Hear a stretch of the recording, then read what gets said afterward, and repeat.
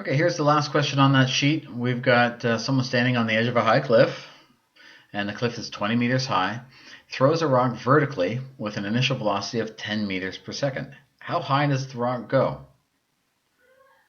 And how long does it take to reach its maximum height? So this really has nothing at all to do with the height of the cliff. Okay, so we have to make sure we understand what information is important and what is not important. So let's make a list of what we know and what we don't know. Okay, my initial velocity, we've got, what was it, 10 meters per second. So 10 meters per second, and that is going to be an upward direction, so I'll just leave that as a positive. My final velocity, think about it, when you throw something up, it's got to stop before it comes back down. So at this point here, my VF has got to equal 0. So it's come to a stop. Okay? And so how high does the rock go? Okay, so we've got a formula here that would look like this. Delta D is equal to VIT plus 1/2 AT squared. Okay, so what's the problem with this one though?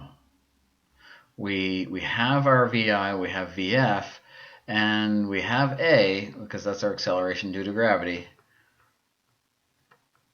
Okay, we don't have time. Okay, read it again. The man is standing at the edge of the cliff, throws vertically. There's nothing at all there about time, so we don't know time, and we really need time in this formula. So this one has been good for us on this page, but not so good right now. So let's look at the other formula we played with. VF squared is equal to VI squared plus 2AD. No time is needed for this formula. Okay, the temptation is there to substitute now, but I really would prefer if you rearranged now. And so let's go ahead and do that. So VF squared minus VI squared divided by 2A. All that equals D.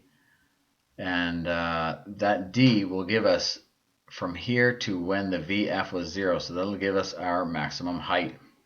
Okay, that'll give us that distance right there. Okay, so we've got 0 squared minus 10 meters per second squared, all divided by 2 times negative 9.8 meters per second squared. And all that is going to equal D.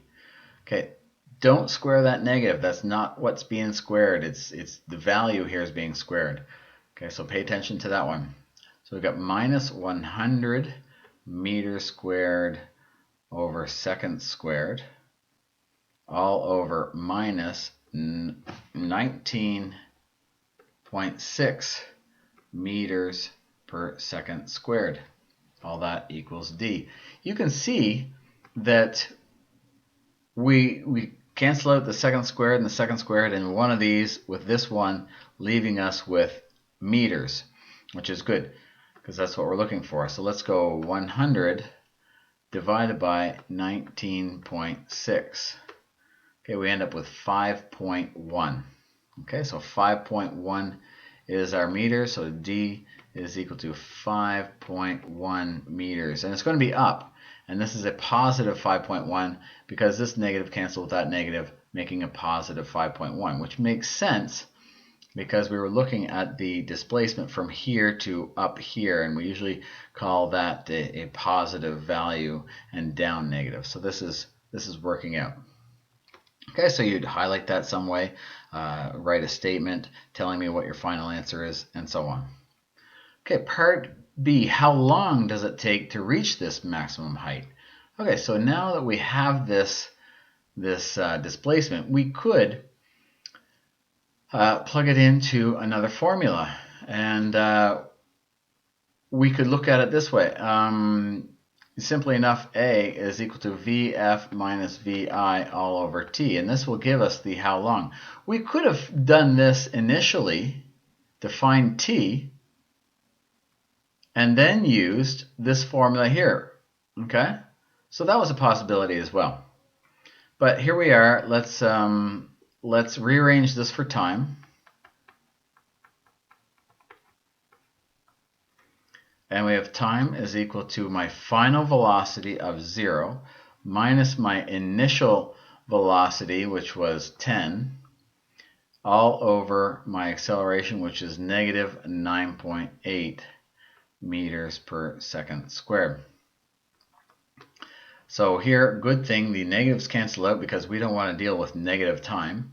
So let's just do the calculation. 10 divided by 9.8 is equal to 1.02 seconds. So 1.02 seconds, and without really looking at significant figures, but that would be it for another exercise. So we've got our time at 1.02 seconds.